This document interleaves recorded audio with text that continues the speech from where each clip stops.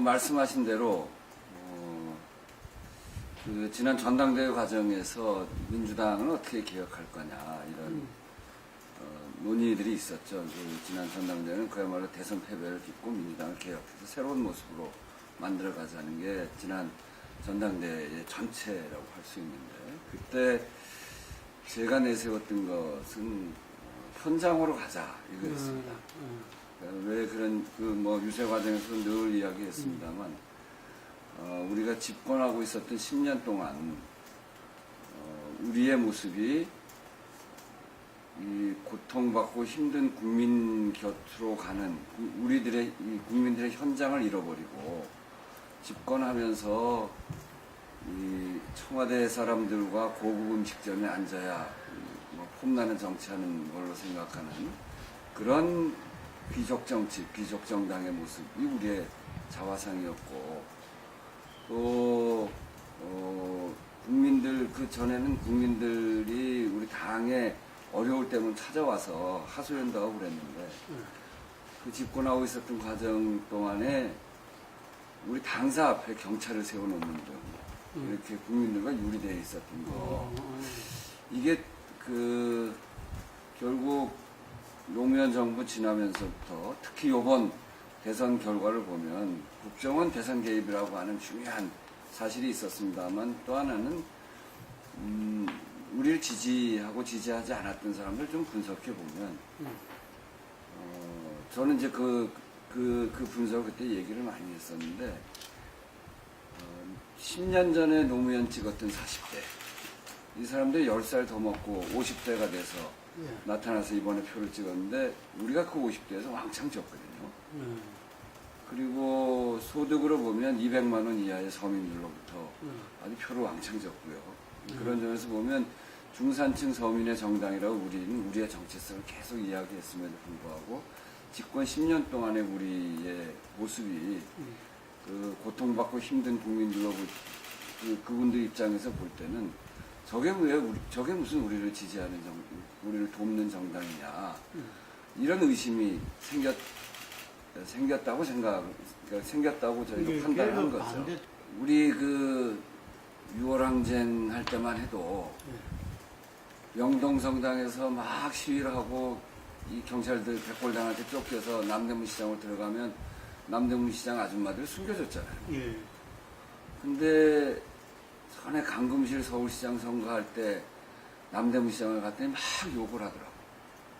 그 욕의 핵심은 뭐였냐면, 민주정부 만들고 민주주의를 일으켰는데 그거는 니네들 좋으라고 한 거였냐, 우리는 뭐냐.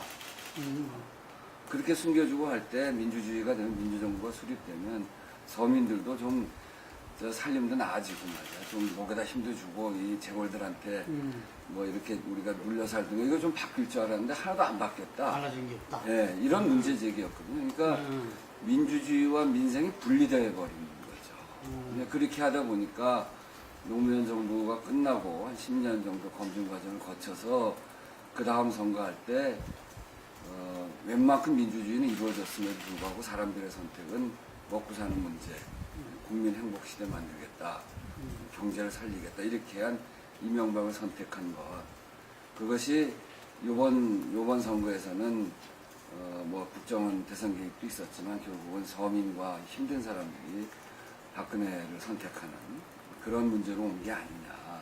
근데 그 반성이 이제 현장으로 가자였고, 그래서 전당대회 끝나고서 이제 바로 마침 남양유업 사태도 있어서 현장으로 가자 할 때 그 현장이 고통받는 을들의 문제가 지금의 현장이겠다, 이렇게 당에서 판단하고 전당대회 끝나자마자 을을 위한 정당으로 하겠다, 이렇게 선언을 하고 을지로위원회를 만들었죠. 을지로는 을을 지키는 길로, 을을 지키는 길, 그러니까 길인을 한자로 써서 을을 지키는 길이라는 뜻이고요. 로우하는 법을 만들자라고, 을을 지키는 법을 만들자는 로우. 또 노력하자, 을을 지키기 위해서 노력하자, 이런 중의적 의미에서 을지로위원회를 만들었습니다. 지금 분과도 여러 개 있고요. 현장조사분과 거기는 은수미 의원이 맡고 있고 신문고는 유은혜 의원이 맡고 있고 그 다음에 법제분과 그러니까 현장 다니면서 필요한 법 만드는 그 홍종학 의원이 맡고 있고 법률지원분과 우리한테 신문고로 들어오는 것 중에 법률가들 변호사하고 이제 상담시켜주는 그런 역할을 맡는 건 박범기 의원이 맡고 있고 총무분과는 한정혜 의원이 맡고 그리고 소위를 2개를 만들었어요. 심각한 문제들 2가지 생활 속의 의리라고 할 수 있는 가계부채 이게 가계부채가 이미 천조시대가 돼서 매우 심각한 문제여서 그거는 이학영 의원이 소위원장을 맡고 또 하나는 을들 문제 중에 아주 규모가 큰 을이라고 할 수 있는 백화점 대형마트의 을들의 문제, 백화점 대형마트의 노동자, 또 거기 입점업체 이런 을들의 문제를 다루기 위해서 소위 백화점 대형마트 피해 소위원회 이렇게 해서 그건 100점 소위라고 합니다. 그건 김현미 의원 이렇게 맡아서 하고 있고요.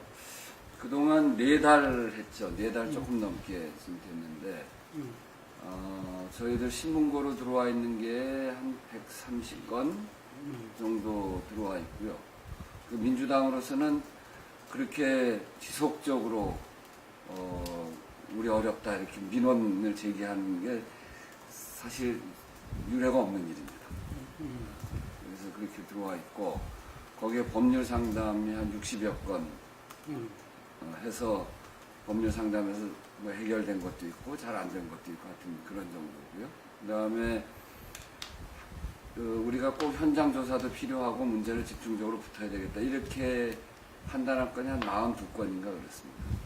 그리고 거기에 34명의 책임위원이 각 건마다 책임위원을 배정을 해요.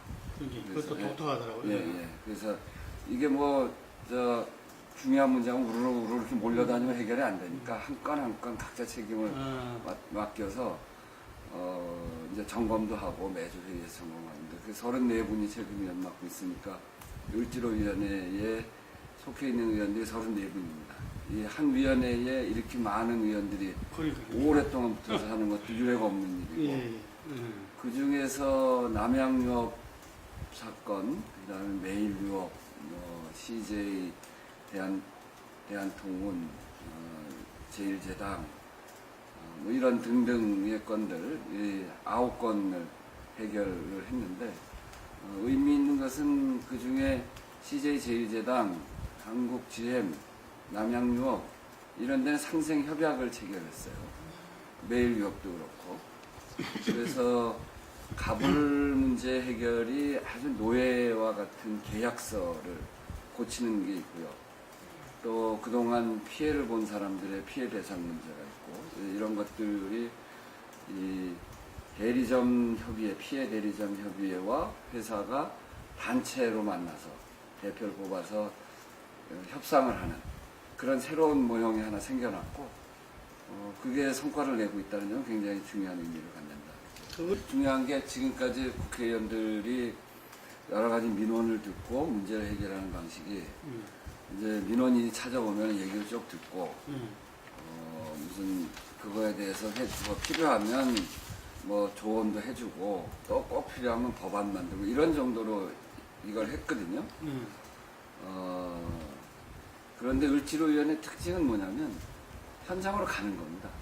여러 명이 같이 해서 무슨 그 KT 대리점, 통신 대리점들의 문제가 있다. 그럼 이제 거기 현장에 찾아가서 어떤 문제들이 여기에 있었는지 그거를 쭉 조사를 하고 그리고 그것을 우리 여기에 속해 있는 변호사들이 을지로위원회에 속해 있는 변호사들이 법률 검토를 하고 그리고 시민단체하고도 협의를 해서 방향을 논의하고 그리고 불법적인 부분은 불법적인 대로 또 합의를 통해서 해야 될 부분이 있으면 그런 것들을 좀 정리를 해가지고 회사를 찾아갑니다.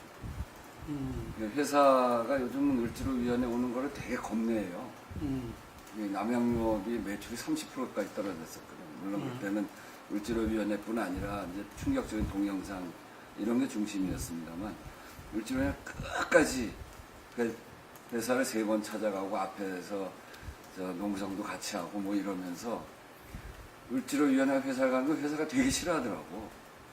싫어한다기보다는 겁내요. 그래서 회사를 찾아가서 회사 사장단하고 만나서 이 문제를 협의를 하고, 그렇게 하고 이제 교섭을 시키고, 그러니까 중재도 하고, 뭐 이렇게 끈질기게 붙어서 하니까 해결되는 문제들이 있거든요. 그러니까 국회의원이 꼭 이런 입법기관으로서의 역할뿐 아니라, 원래 정치가 해야 될 역할 중에 가장 큰 게 그 갈등 조정이거든요. 그럼, 네, 국민들을 대표하는 기관으로서 갈등 조정.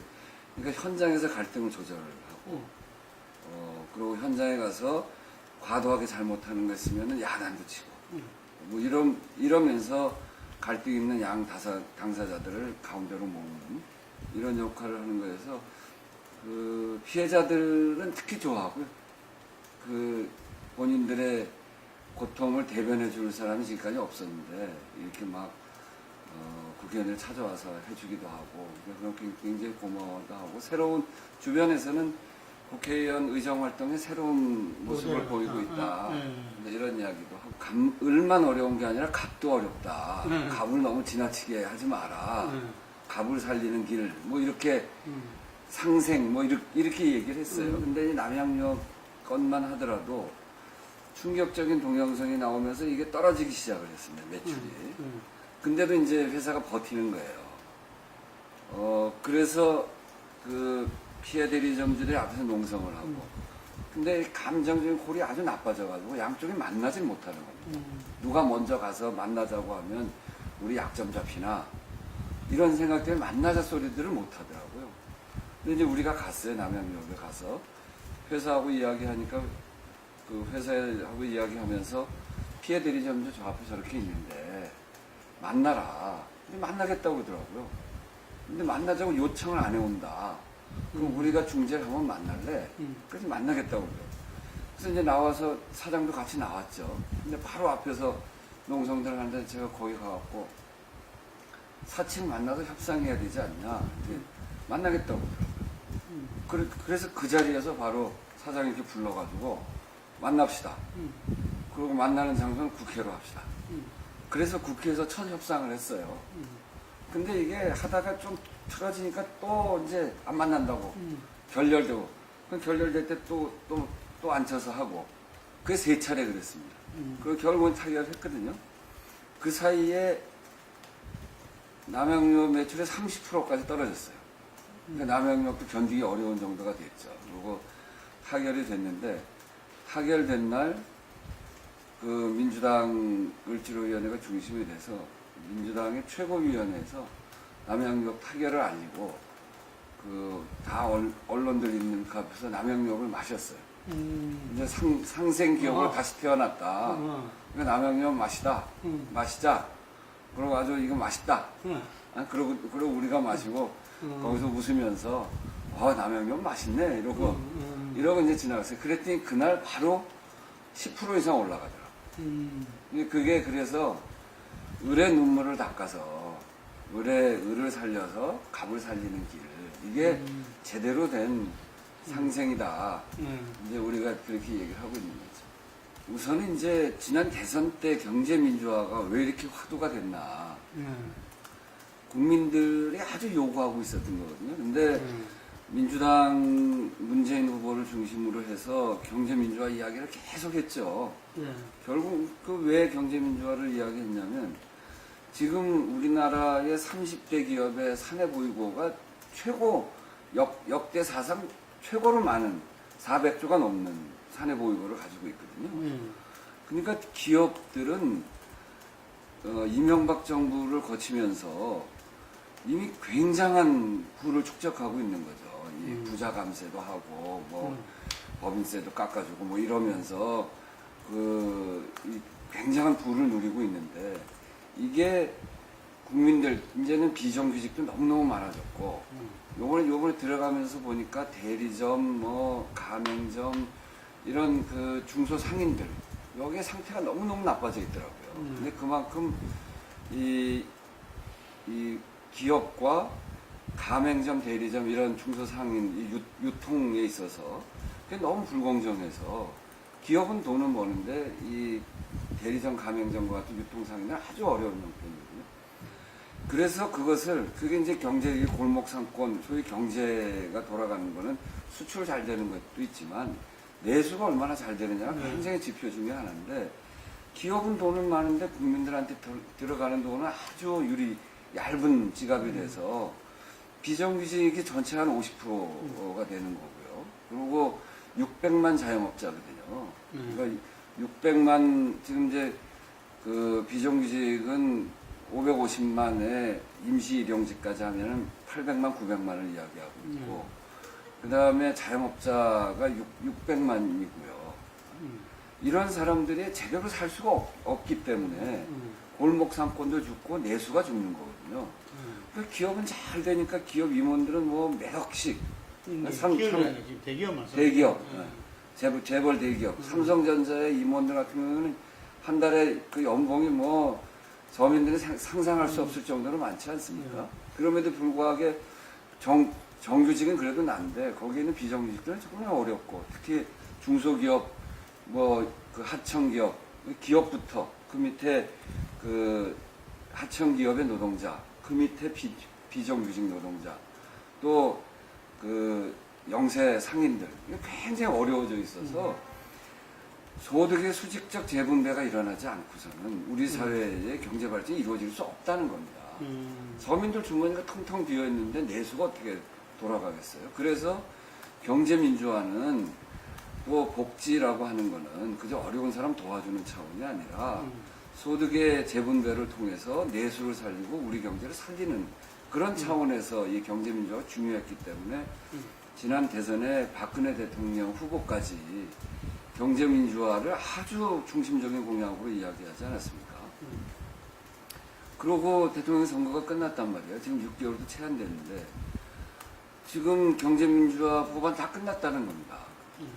그 경제수석 조원동 수석이나 현호석 부총리나 심지어 노대래 위원장은 뭐 어떨 때는 일로 갔다 어떨 때는 일로 갔다 잘 이게 중심 잡기가 어려운데 어쨌든 그 박근혜 정부의 경제 중심적인 관료들이 경제 민주화 끝났다는 거죠. 그래서 지난번 재벌 만나서 경제 살리기 쪽으로 가겠다. 대기업에 부담이 되는 경제 민주화는 안 한다. 뭐 이렇게 얘기를 하고 있는데. 상법 개정안도. 네, 상법 개정안도 마찬가지예요. 근데 그동안 뭘 했냐면요. 지난번 6월 국회 때 4개 했어요, 4개. 법안을. 네, 법안 우리가 그때 경제민주화 법안으로 32개인가를 우리는 내놓고 새누리당은 17개인가 뭐 그렇게 내놨는데 그 중에 일감 몰아주기법, 그 다음에 가맹점 공정화에 관한 법, 상가 임대차 보호법에서 반, 주택 임대차 보호법에서 3분의 1 내놓은 거예요.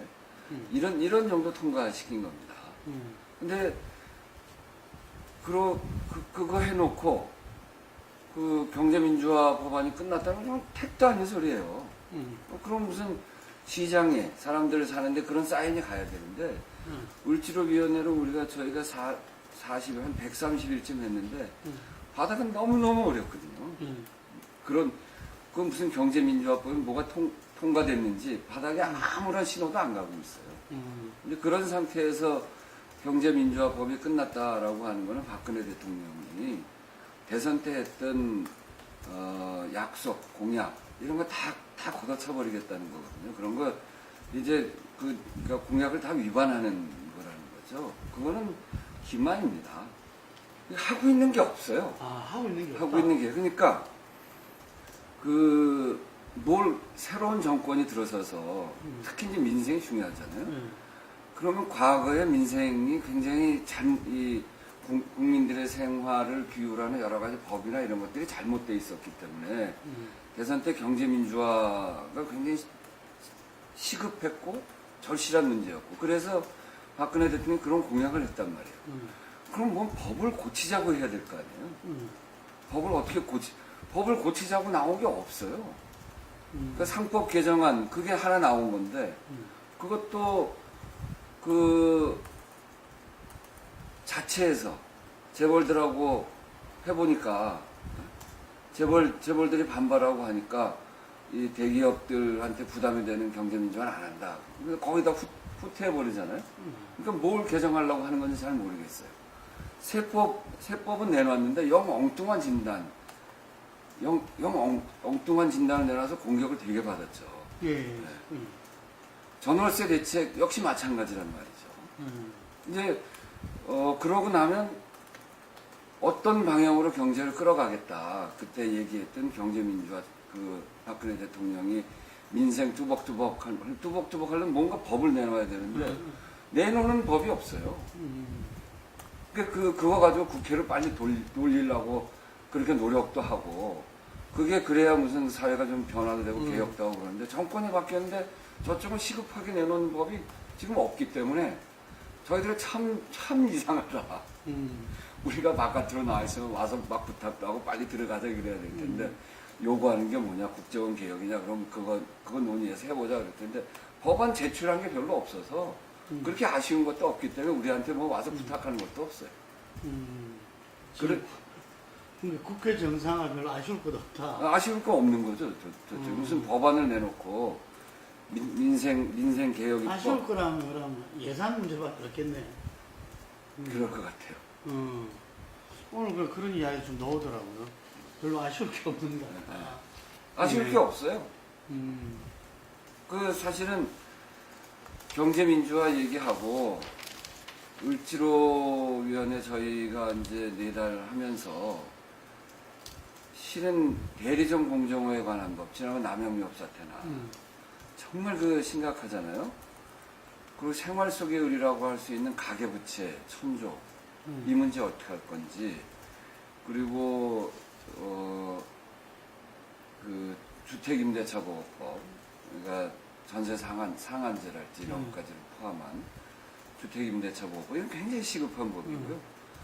이자 상한제, 지금 39%까지 되어 있는 거를 25%로 하자고 내놨는데, 그러면 진짜 전향적인 법들이거든요. 을지로 있는 부분들이 좀 급하게 되네요. 네, 우리가 약속을 했으니까. 네. 아니, 그러니까 우리 뭐 약속한 바는 아닌데 우리가 내놓은 법이에요. 다 이게 민주당 쪽에서 내놓은 법들입니다. 그리고 학교 비정규직 같은 경우에 그 박근혜 대통령도 학교 비정규직 문제 반드시 풀겠다고 대선 때 공약까지 했어요. 근데 그게 학교 비정규직이 이제 30만이 넘었습니다. 근데 그 사람들이 1년 하나, 10년 하나 호봉도 없고요. 거의 받는 게 똑같아요. 그리고 아예 최저생계비에 겨우 그 정도. 그러니까 학교 비정규직도 법을 고쳐서 공무집법 이런 걸 내놨으면 그런 걸 좀 고쳐줘야 될 거 아니에요. 근데 그런 걸 전혀 할 생각이 없어요. 그러니까 오히려 민생을 고치자, 민생에 관련된 여러 가지 법을 고치자, 경제민주화법을 하자. 이거는 우리만 지금 다급해서 하자고 하는 거지. 새누리당이나 박근혜 정부에서 그거 가지고 뭐 우리한테 하자 이런 제안 받치면 오죽했으면 제가 6월 국회 때 지금 이제 아까 얘기한 4개 법안 통과시켰잖아요. 그 일감 몰아주기법하고 가맹점 공정화에 관한 법, 그 소위 CU 방지법이라는 건데 이런 거 걸고 제가 6일 동안 단식했잖아요. 그때 뭐라고 그러냐면 국정원 대선 개입이 검찰에 의해서 선거법을 기소가 돼서 그게 확 문제가 불거지는 시기였어요. 그러니까 언론이 다 그쪽으로 관심을 가니까 새누리당에서 민주당은 민생에는 관심이 없고 국정원 이야기만 한다 이렇게 공격하던 시점에 제가 이대로 가다가는 그냥 민생 법안 실종되겠다. 그 간만에 처음으로 을들이 너무나 살기 힘들어서 소리치고 나왔는데 우리가 이 국정원 때문에 이거 다 그냥 그쪽으로만 가다 보면 이거 상실되면 안 되겠다 싶어가지고 제가 6일 동안 단식을 했는데 그때도 새누리당은 민생 버리고 민주당은 국정원 싸움만 한다 이렇게 주장했어요. 지금도 그러는 네, 지금도 그러죠. 그런데 그 4개 법안 통과시킨 거는 저희들이 그 앞에서 아마 단식하지 않았으면 통과도 못 시켰을 거예요. 자기들이 했다고 프랭카드 다 붙어 있던데. 택도 아닌 소리지. 저희는 추석 끝나면 음. 국정감사부터 하려고 그럽니다. 이게 지금 보면 이제 이거 회담의 뭐 내용이나 관계없이, 상관없이? 예, 예, 관계없이 이거가 잘 되면 이제 바깥에 천막은 접어야 되겠죠. 근데 잘 될 것 같지 않아요. 지금까지 태도나 이런 걸 보면. 그럼 배임 투쟁하셔야 돼요. 예, 그러니까 바깥에 천막을 못 걷고 거기를 더 강화해야 되는 거죠. 그렇지만 국정감사나 대정부 질의 이런 게 굉장히 중요한 그 정부의 문제점을 지적할 수 있는 자랑이잖아요.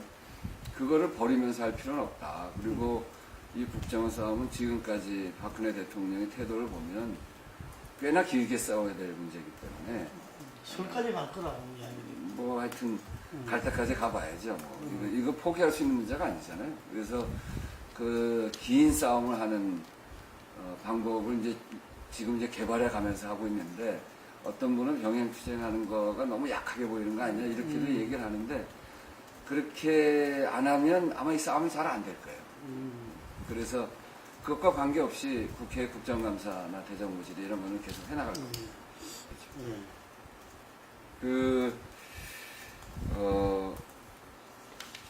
결국은 그 얘기는 뭐냐면 그게 사실이라면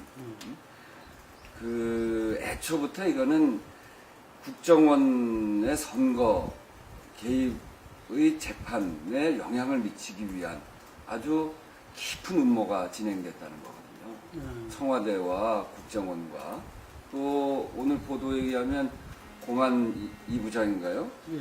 그 검찰까지 중앙지검에 그것까지 연결되어서 고도의 이런 정치 공작이 진행되고 있었다는 것 그런 의미이기 때문에 이건 굉장히 심각한 문제죠. 저도 그렇다고 봅니다. 이게 8월 전부터 곽상도 전 민정수석하고 국정원 2차장이 최 총장에 대한 광범위한 사찰이 있었다는 것이 이제 이 박지원 의원의 이야기 아닙니까? 그 이후에 곽상도 수석이 물러나고 후임 이중희 수석한테 그 파일을 넘기고 그런 과정에 비서실장도 바뀌고 이러면서 청와대도 이제 공안통으로 이렇게 차기 시작하면서 지금 이 정국으로 왔는데 하여튼 이 문제 그게 아마 이번 그 최동호 검찰총장 여기에 핵심적인 고리일 거라고 보고요. 그래서 이게 신유신으로 가는 거 아니냐. 그리고 이 최동호 검찰총장에 대한 감찰 조치 이것이 긴급 조치 같은 성격을 띠고 있는 거 아니냐. 그래서 굉장히 우려하는 눈으로 보고 있습니다. 그 아주 우려가 크죠. 그래서 검찰 지금 이제 그 감찰과장이 사퇴하고 그리고 뭐 검찰의 어떤 집단 행동 같은 것들이 이제 막 이루어지고 서부지검부터 해가지고 그런 것들이 이루어지면서 그렇게 하는 이유가 바로 그 문제잖아요. 이제 검찰이 비로소 권력과는 좀 다른 목소리를 내고 이게 추천위원회에서 추천하는 방식으로 검찰총장으로 뽑힌 첫 번째 아닙니까?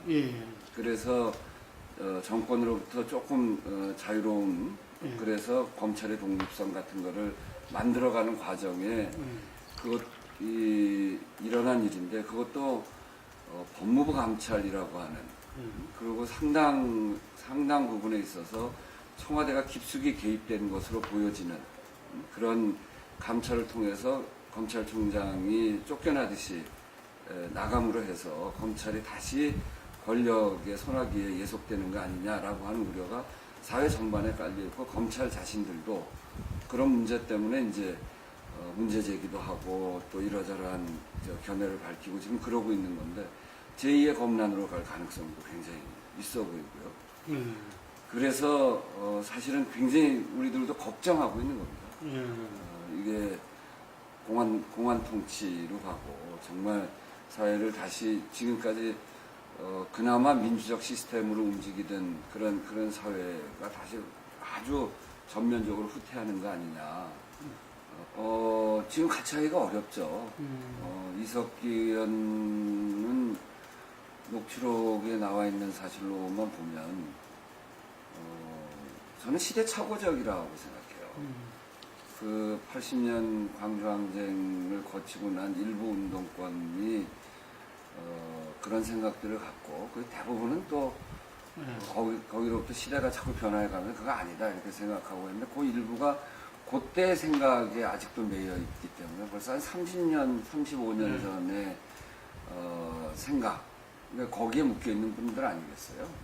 근데 그 이후에 10년의 그 정권 교체기도 있었고 국민들의 민주의식도 굉장히 높아져 있고 그리고 북한하고도 문이 많이 열리면서 북한의 실상도 잘 알고 있고 근데 그렇게 주장하는 건 매우 시대착오적일 뿐 아니라 시대착오가 갖고 있는 위험성도 있기 때문에 하여튼 재판을 해서 진상을 밝혀봐야 됩니다만 저는 굉장히 위험한 시대착오적인 생각을 갖고 있다 이렇게 봐서 거기에 일단 우리가 동의하지 않거든요.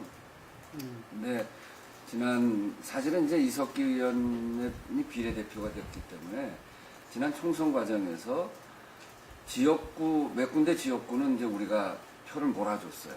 그분이 됐다면 또 모르겠습니다만 비례대표는 선거 과정에 정당 투표를 따로 하잖아요. 그러니까 이석기 의원이 당선된 표에는 민주당 지지표는 안 들어가 있어요.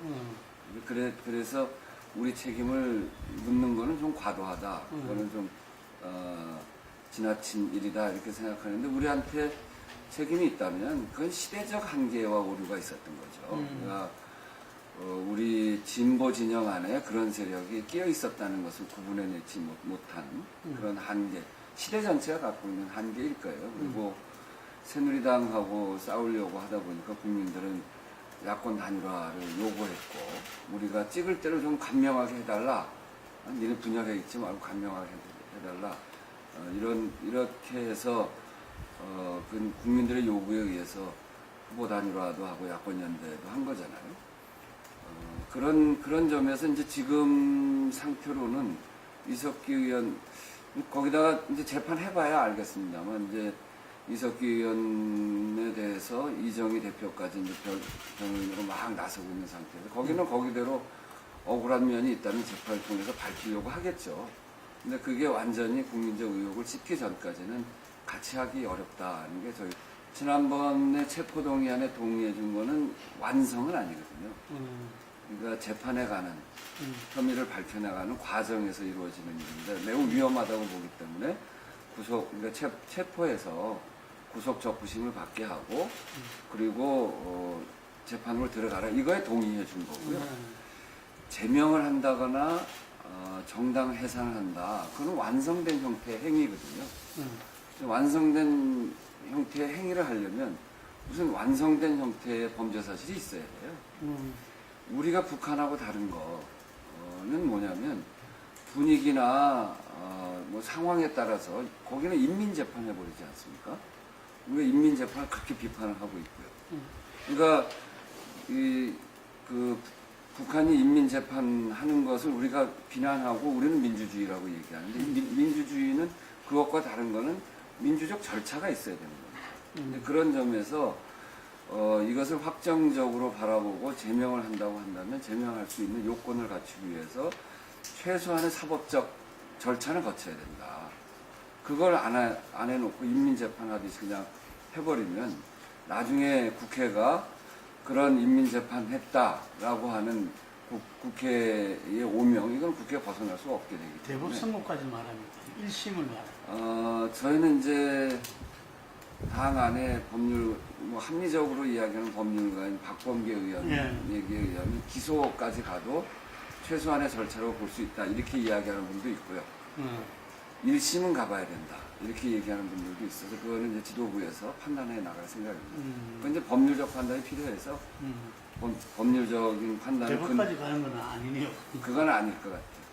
너무 기니까. 네, 그러니까 사법적 판단을 한 단계라도 받으면 그거는 판단할 수 있는 근거는 생긴다 이렇게 보는 거죠.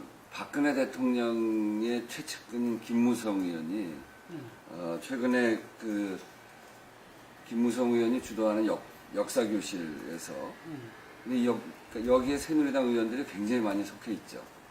근데 110명. 예, 근데 그날 한 50여 명 참석한 모양이에요. 교육계와 언론계의 70%가 좌파가 장악하고 있다. 이렇게 얘기하고 있는 그 우파적 역사관. 이건 우파적 역사관이라고 하기에도 어려운 친일적 역사관을 갖고 그러면서 좌파 척결을 주장하는 그러면서 교학사 그 친일 독재 미화 교과서를 쓴 이명희 공주대 교수를 강좌를 시켰어요. 그러고서 강좌를 하는데 50명이 넘는 새누리당 의원들이 환호와 박수를 했다고 해요. 그리고 이 모임은 다음 그 25일 날 윤치호 이광수에 대해서 독립운동을 한 사람이다. 이렇게 하면서 독립운동을 아주 모욕했던 허동현 교수를 초청해서 강연을 한다고 그래요. 그래서 이게 새누리당이 우리 민족의 정통성인 독립운동 역사와 민주주의 역사를 부정하는, 왜 이렇게 가는지 잘 모르겠어요. 이게 그렇게 부정하는 것이 마음이 편해서 그러는 건지, 정말 그런 역사관을 갖고 있는 사람인지, 특히 김무성 의원은 다음 대권 주자라고도 하고, 박근혜 대통령의 최측근이라고 하는데, 이제 이분들이 이게 그 민주당이나 또는 지금까지 역사관을 갖고 있는 이런 독립운동을 해왔던 사람들, 이런 사람들 다 좌파로 몰고 새로운 역사를 쓰겠다고 하는 건데, 이건 진짜 역사 전쟁이라도 지금 일어나게 될 판입니다. 그래서 김무성 의원을 비롯한 새누리당 그 50명이 그 얘기를 들으면서 박수치고 환호한 걸 보고 새누리당 정체성에 대해서 정말 기겁할 노릇인데, 이 문제에 대해서는 저희들도 그냥 좌시할 수 없는 그런 문제가 되겠죠. 뭐 어떻게 자시할 수 없다면 무슨 어떤 우선 교과서에 대해서는 지금 교학사 교과서에 대해서는 저희들이 도저히 인정할 수 있는 부분이 아니라서 교육부 장관에게 취소하라고 했어요. 취소하지 않으면 직무유기로 고발하겠다 이렇게 해놨고요. 실제로 그렇게 할 생각입니다. 지금 뭐 조금 수정하겠다 뭐 그러고 있는 모양인데, 특히 그런 근본적으로 이 교과서를 손대지 않, 취소 정도의 수준으로 손대지 않으면 이건 받아들일 수 없는 거죠. 그리고 김무성 의원이 주도하고 있는 이 역사교실, 여기가 이렇게 하는 거에 대해서도 그대로 좌시할 수가 없습니다. 그거는 새누리당의 역사관, 민족관을 이야기하고 있는 거기 때문에 새누리당이 친일의 근거를 두고 있는 사람들이 굉장히 많다라고 하는 걸 우리가 잘 알고 있는 사실입니다만, 이게 이렇게까지 역사를 바꾸려고 하는 그런 기도를 하고 있다는 것에 대해서 아마 이건 국민들도 용납하지 않을 거예요. 글쎄, 이제 저는 제가 생각하는 민주당의 개혁은 그런 표피적인 것은 아니고, 앞에 처음에 얘기했던 현장으로 다시 가자. 우리가 뭐 새정치 이야기 합니다만, 새정치에 무슨 왕도가 따로 있습니까? 결국 고통받고 힘들어하는 국민 곁으로 가서 눈물 닦아주고 그 문제를 해결하려고 노력하고, 또 국민들의 손을 잡고 반발짝쯤 앞에서 너무 과도하게 앞서가는 게 아니라, 국민들을 끌고 가는 것이 아니라 반발짝쯤 앞서서 국민들과 함께 가는 것, 이것이 그러려면 현장에 들어가서 국민들의 요구를 더 많이 수용하고, 이게 이제 아마 새정치다, 저는 그렇게 생각하는데, 그걸 위해서 이제 을지로위원회 만들어서 하고 있는데, 저는 뭐 을지로위원회가 앞으로도 계속 해 나가겠습니다만 상당히 성공적이라고 봐요. 34명의 의원들의, 또 우리가 이야기하는 정체성인 중산층과 서민의 정당, 그게 민주주의의 완성이라고 보고요. 서로 더 참여하려고 뭐. 막 그래요. 우리 나머지 분들은 어떻게? 그러니까 책임 의원을 맡겨주면 무조건 맡아요. 요 건은 당신 상임위 건데, 요거 책임 의원을 좀 맡아줘. 그냥 맡겠다고. 이게 힘들다면 그런 얘기 안 하고. 그래서 조금씩 늘려요. 한꺼번에 확 안 하고, 한 20명에서부터 새로운 건이 생길 때마다 한 명씩 늘려가고 있는데, 그게 34분이 됐는데요. 그리고 뭐 새벽에 마필관리사 과천경마장 갈 때도 그랬고, 여기 양천 우체국, 그 우체국 택배 하시는 분들, 그때도 의원들이 뭐 새벽 5시 반에 모이는데 11명, 12명씩 나와요. 이건 유례가 없는 일입니다. 저기 저 대리운전 한다고 논현동에 있는 대리운전 그 집결지가 있거든요. 거기에 2시 반에, 새벽 2시 반에 갔는데 거기에도 8명인가 이렇게 나왔고요. 전 이게 민주당의 개혁이다. 그게 본질이다. 이렇게 그렇게 생각하는데 여기 이제 그 당사 줄이고 뭐 당직자 규모 뭐 상징색을 바꾸고 엠블렘 로고 그거는 이제 국민들이 변해라 이렇게 얘기하니까 아주 이게 표피가 변하는 거거든요. 사실은 전 파란색으로 바꾼 게 좀 익숙치 않아요. 근데 뭐 그렇게 바꾼 거가 변화라고 하는 국민들의 요구에 우리 진짜 변하겠다라고 하는 마음을 전달하는 그런 것 정도로 받아들였으면 좋겠고, 을지로위원회가 보다 더 깊이 뿌리 내리고 당 전체가 현장형 당으로 바꾸면 더 본질적으로 변해가는 거니까, 이런 변화로부터 이 색깔 바꾸는 변화로부터 이 현장형 당으로 바꾸는 변화까지 이걸 잘 뭉뚱그려서 잘 가야 된다고 생각하고요. 김한길 대표가 이 국정원 싸움 할 때 꽤 이제 긴 시간 동안 이렇게 봐오는데 처음에는 되게 어설퍼하는 것 같더라고요. 이런 싸움을 해본 적이 별로 없으신 분이니까. 근데 최근 들어서는 그래도 뭐 당을 그래도 잘 이끌고 가고 있는 거 아니냐. 이 싸움에서 어려운 일들, 뭐 노숙 투쟁을 한다거나 이런 것들도 잘 감내하고 있고. 그래서 하여튼 그래도 맡겨진 일들은 해나가고 있다. 이렇게 생각합니다. 개인적으로 자주 보는 건 없고요. 예. 한 번 이제 식사를 한번 같이 한 적은 있어요. 예. 제가 이제 6월 국회 끝나고 단식할 때, 위로 방문 같이 오셔서 한번 식사를 한번 하시자고 그래서 그럽시다 그러고서 그 위에 식사를 한번 한 적은 있고, 지역에서는 무슨 행사 있을 때 가끔 한 번씩 보죠.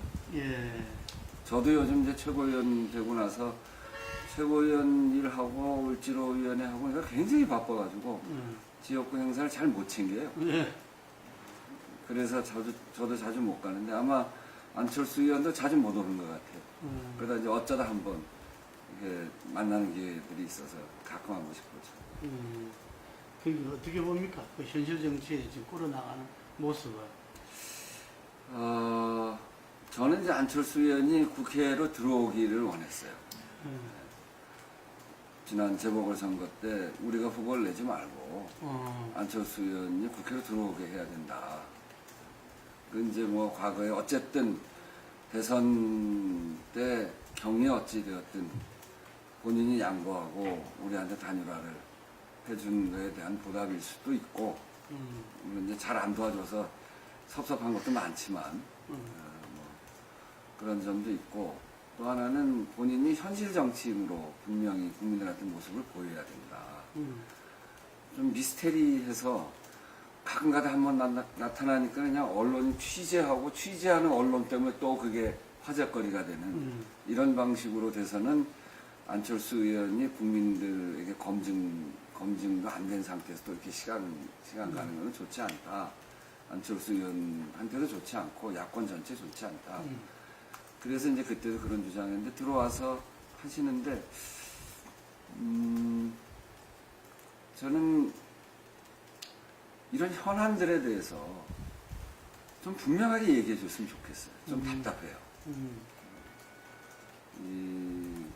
처음 정부 조직 협상 할 때도 그때 들어왔잖아요, 미국에서. 제가 정부 조직 협상에 그 원내 수석 부대표 맡아서 그 협상의 책임을 맡고 있었는데, 그때도 정부 조직 협상에 대해서 굉장히 애매하게 이야기하더라고요, 들어오면서. 요즘도 최근에 이제 보다 분명하게는 이야기하고 있습니다만, 결국 이 새로운 정치의 제가 생각하는 새로운 정치라기보다는 본연의 정치의 이거는 지금도 얘기했습니다만 고통받는 국민 곁으로 가는 게 새로운 정치이고 우리가 지금 우리 야당 정치의 변화의 상이 그거라고 보여지는데 새로운 정치의 상을 본인도 잘 분명하게 상을 설계를 하고 있지 못하는 거 아니냐. 그래서 저는 안철수 의원이 다음 대선을 준비하는 과정에 야권의 굉장히 소중한 자산인데 그 자산으로서 분명한 가치를 만들어내기 위해서 이제 현실 정치인으로서 현실 속에 뿌리를 박으면서 검증을 받아가야 되거든요. 그래서 좀 더 깊숙이 국민 생활 속으로 들어가는 정치의 모습을 좀 보여줬으면 좋겠다. 그냥 막연한 인기라든가 기존 정치의 불신 때문에 오는 반사적 이득이라든가 이런 거에 기대해서는 그거 오래가지 못한다고 생각하거든요. 지금 국민들의 민주당에 대한 대선 총선 패배 때문에 생긴 민주당에 대한 불신 이런 것들이 국민적으로 아직도 굉장히 깊기 때문에 안철수 의원한테 좋은 기회가 지금도 진행되고 있다고 생각합니다. 그런 점에서 보면 이 기회를 활용해서 현실 국회의원이 됐기 때문에 세력을 규합하기보다는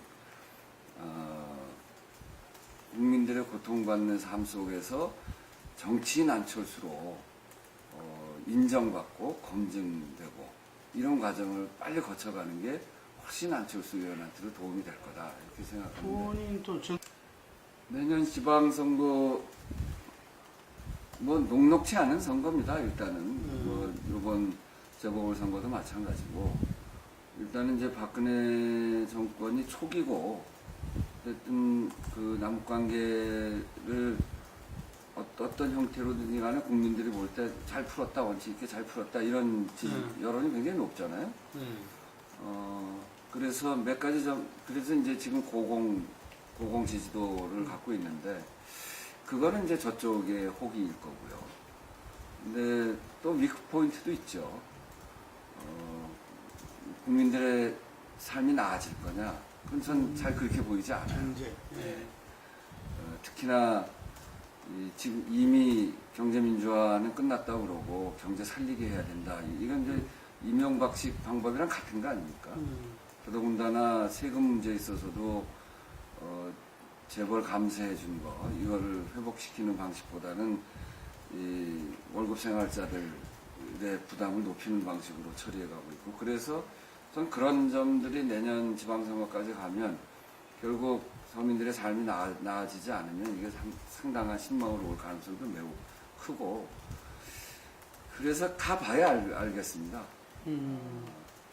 그런데 그렇게 비관적이진 않을 거다.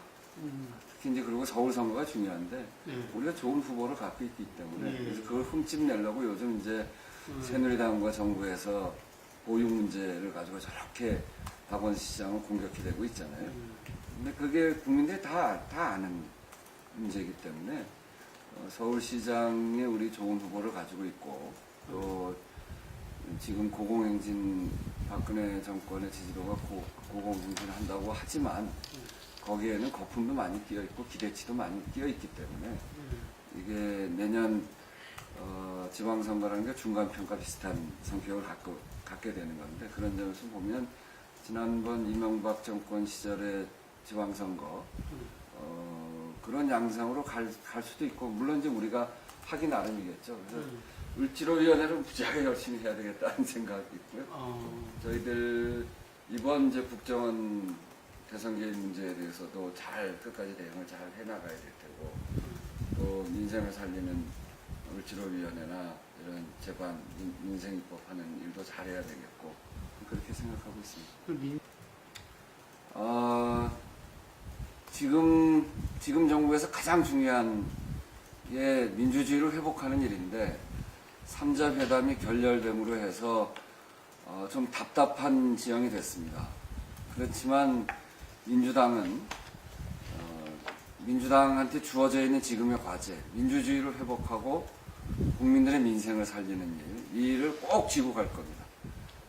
저희들한테는 큰 각성과 성찰이 있습니다.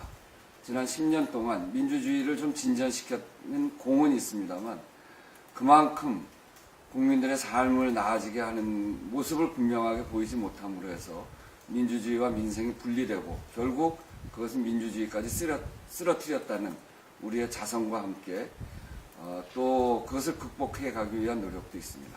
을지로위원회 열심히 할 거고요. 그리고 국회에서 그리고 서울광장에서 민주주의를 회복시키는 일을 놓치지 않고 끝까지 해나갈 생각입니다.